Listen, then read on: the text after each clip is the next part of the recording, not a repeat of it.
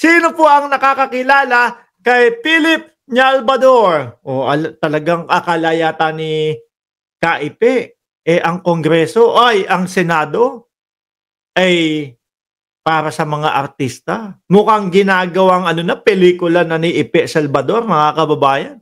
Hindi pa man din po nauupo sa Senado, eto, inuumpisahan na po tayo, mga bossing chipamos. May tanong din pala ako, ha?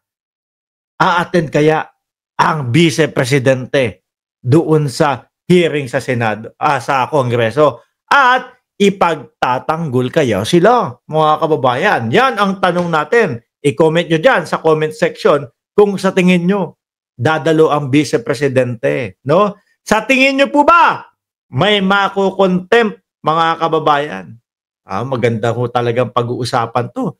Ang dami po ang daming mamamayang Pilipino ang nag-aabang dito. Sabi ni Birhel Valencia, Boss Mark, yung mga comment ni Badong nakalak. Baka may basher. Anong ibig mo sabihin nakalak? Hindi pwede kayong mag-comment. Dito naman sa atin, kahit basher, kahit na mga DDS, nako, libreng mag-komento yan. Ay, hindi. Mamaya ko na yan kaya katapikin itong mga to. Basahin ko na lang muna yung mga comment nyo. Tapos, ang gagawin ko, sige. No? Kasi ito, pakinggan nyo muna to, ha? Ilag ang bises sa ilang issue tulad ng panawagang ipa-impeach siya.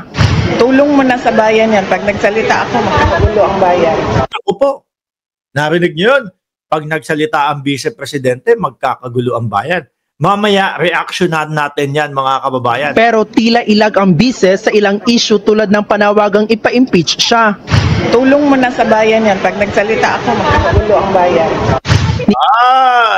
Para ho sa akin, mga bossing, yung sinabi ng vice-presidente, para hong magkakagulo talaga ang bayan. Sabi nga nung isang vlogger na narinig ko, si Attorney Enzo, mga bossing, etong sila dating Pangulong Duterte, etong mga sila BP Sara, hindi sila marunong magsalita. Hindi sila marunong magsalita. Yung tipo, ayan na, naku, nakita ko na ang House of Representatives!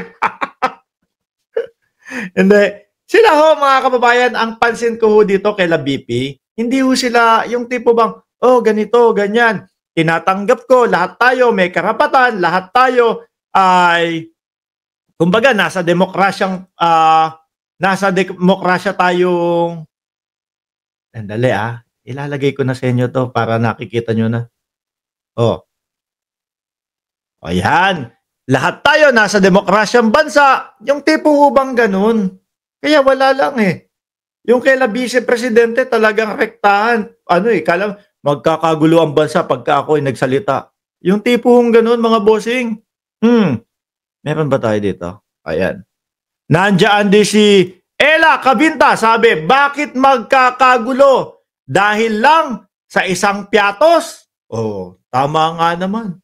Baka nga yung mga supporter nila, hindi rin magsimula yan. Hindi rin magsipunta yan.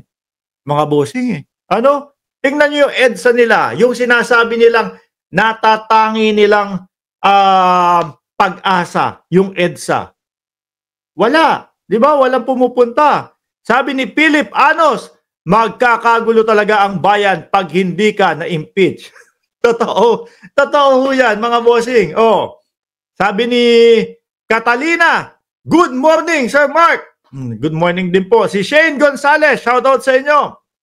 Shoutout ko na lang kayo habang hinihintay natin to at paumpisa na ho ito. Ronald Alvaro, shoutout sa iyo. Si Seven Lakes ba yan? O Lakes o Lakes? Paano babasahin yan? Tagalog o English? 7 Lakes in English, 7 Lakes in Tagalog. Gandang umaga, Boss Mark. Magandang umaga din po, no? Nandiyan din si Jimmy Bautista. Comments are off sa YT ni Badong. Doon sa isang vlogger.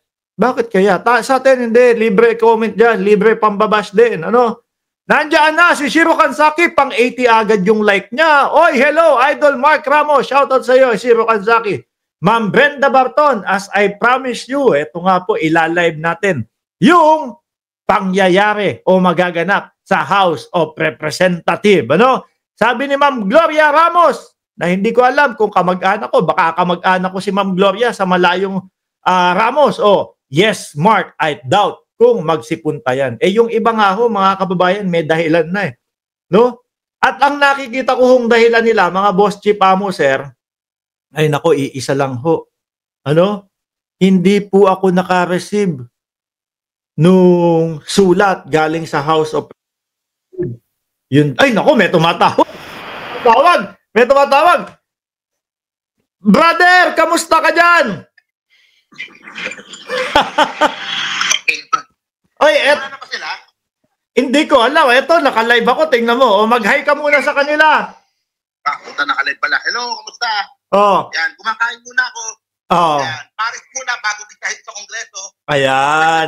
Ay, eto po mga bossing, si Mark Gamboa, tumatakbo po ng senador. Kumpare ko po, suportado ko 100%. Pero, narinig ko ang topic. Dapat ako para may signal, ha? Naghihintay kami. Ako din eh. Sino ba mga darating, sinong hindi? Hindi ko pa sigurado, bro. Kasi ang nakita ko, ikaw, imbitado ka din. O yan, kaya nasa labas na po ng House of Representatives si Bossing Mark Gamboa natin, no? Oh, hindi ako kasama doon sa listahan, pero hinabol ako kagahapon eh. Oh, yun yung ipinost mo. Topicin ko. Ano, kumbaga, Check. pahabol. Surprise. Surprise entry nga daw eh. Parang Royal Rumble eh. Oo nga. May surprise entry eh. Ayan, kasama po siya doon sa nandun at ano. Wala pa kayo sa loob? Nasa batasan na kami. Kumain lang ako kasi baka doon ako ano eh. Abutin ng gutom mo. Hindi bro, parang nakita ko kay Robin Padilla, mukhang masarap naman yung mga pagkain sa mga hearing ng House at ng Masarap pare. at ng Senado. Ano? Masarap po. Doon sa kadalasan kasi yung sa ngayon sa Nograles Hall eh. So maliit siya. Tapos ano yan, pack lunch. Ano yung mga pack lunch? Ang masarap pag yung Quadcom sa may People's Hall. Yun ang may parang pa-buffet sila doon eh.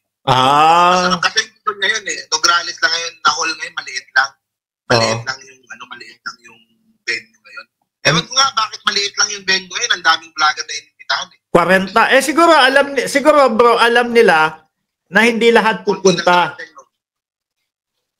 Alam nila yung iba magtatago na. Ang daming ako medyo disappointed ako dun sa mga magtatago. Kasi una, wala namang gagawin sa kanila. Wala namang kumbaga hindi naman sila the worst is sermonan sila.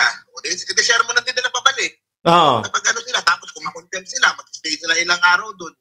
Wala namang mangyayari sa kanila. Yung iba ang dinadahilan nila, yung iba bro, is ano daw, tawag dito, wala daw silang na-receive na kagaya nung na-receive mo na patawag. Yung papel. Baka wala nga yung iba, hindi ko alam. Ayun. Baka nga wala talagang ako sa akin lang, yung mga naka-receive, kasi hindi pupunta, maganda kasi yung di ba kung binabash mo yung isang tao, kung sinisiraan mo, minumura mo, pinagsasabihan mo na hindi maganda, dapat willing kang harapin. Ready kang harapin. Oo. Kasi ang pangit binabash mo, inaano mo, tapos pagharapan, hindi ka pupunta. Ayan, uulitin ko mga boss, uulitin ko si Mark Gamboa, isa doon sa imbitado. O yan, pahabol, surprise. Kaya nag-aantay na lang sila diyan sa ayan na bro.